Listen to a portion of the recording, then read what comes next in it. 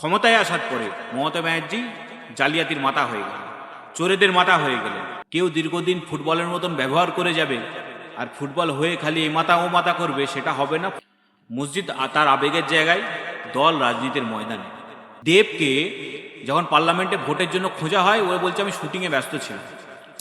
একই নাম, শর্ট ফর্মটা এক, নাম একই নয়। ওটাও জেইউপি, এটাও জেইউপি, কিন্তু ওটা জাতীয় উন্নয়ন পার্টি, এটা জনতা উন্নয়ন পার্টি। তো রুহুল আমিন সাহেবকে অনেক অনেক শুভকামনা। আগামী দিনের রাজনৈতিক পথ ওনার যেন শুভ হোক। এর আগে ইউএসএফ নামে উনি এর আগের ইলেকশনে একটা সংগঠন বা রাজনৈতিক দল হিসাবে সেই সময় প্রেস ক্লাবেই উনি এইভাবে, মানে ওই আইএসএফের মতনই উনি প্রেস ক্লাবে প্রেস মিট করে করেছিলেন, আরও অনেকে ছিল। তো অনেক অনেক ধন্যবাদ। বাঙালির ভেতরে যে সংখ্যালঘু নেতা আছে, বাঙালি মুসলিম নেতারা আছে, তারা যে রাজনীতিক সচেতন হয়েছে এবং সরাসরি তারা রাজনীতির ময়দানে নিজে লড়তে চাইছে, এটা একটা বড় ব্যাপার। কারণ হচ্ছে রাজনৈতিক সচেতনতা সবার ভেতরে থাকাটা জরুরি। কেউ দীর্ঘদিন ফুটবলের মতন ব্যবহার করে যাবে আর ফুটবল হয়ে খালি এ মাথা ও মাথা করবে, সেটা হবে না। ফুটবল হয়ে ব্যবহার না হয়ে ফুটবলার হওয়ার চেষ্টা করছেন, এটা শুভকামনা রইল। অবশ্যই জোট করা জরুরি। বড় যুদ্ধে একা নেমে অনেক সময় অনেক কিছু হয় না। এটা তো ছোট পঞ্চায়েত পৌরসভার ভোট না, বা কোনো সমবায়িকার ইলেকশন নয়। তো সুতরাং বড় ইলেকশন, বিধানসভা ইলেকশন, পশ্চিমবঙ্গে আগামী 5 বছরকে ক্ষমতায় থাকবে সেটার ইলেকশন। সেই জায়গায় ওনার তো উনি যে আইডিওলজি বিশ্বাস করেন, সেই আইডিওলজির মতে যাদের সঙ্গে মতাদর্শ মিলবে তাদের সঙ্গে অবশ্যই ওনার জোট করা উচিত।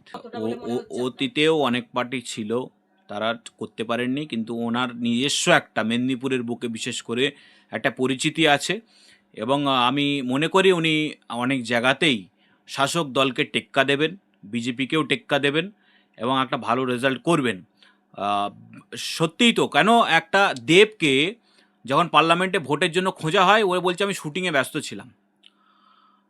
বিভিন্ন নায়ক নায়িকা, জুন মালিয়া, ওনাকে বকটুয়ের সময় ফোন করা হচ্ছিল, উনি বলছে আমি জানি না এই বিষয়ে, আমি এখন শুটিংয়ে ব্যস্ত আছি। তো যারা শুটিংয়ে ব্যস্ত থাকে তাদের রাজনীতিতে আসার কী দরকার আছে? যারা মানুষের হয়ে কথা বলতে পারে না। আজকে কবার মানুষের জন্য কথা বলেছে জুন মালিয়া, কবার দেব বলেছে? তো সুতরাং মানুষ এটা দেখছে।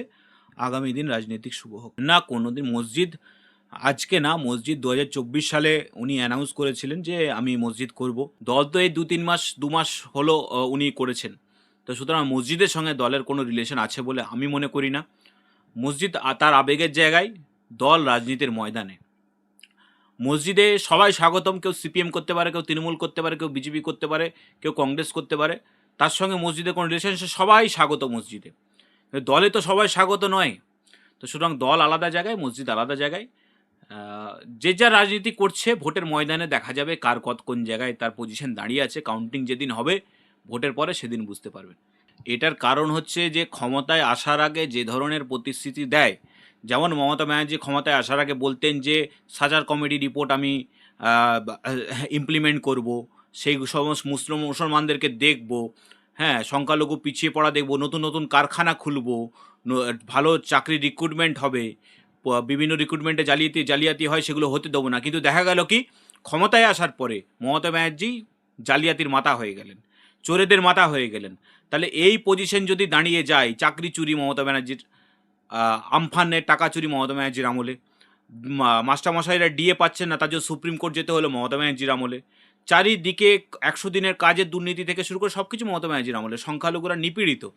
সেই জায়গায় সংখ্যালঘুদের রিপ্রেজেন্টেশন দরকার, পিছিয়ে পড়া দলিত আদিবাসীদের দরকার বলে আমি মনে করি। তো যে জায়গায় নতুন নতুন রাজনৈতিক দল হচ্ছে, আশা করি তারা ক্ষমতায় আসার আগে যে কথা বলছেন, ক্ষমতায় আসার পরে সে কথাই বলবেন।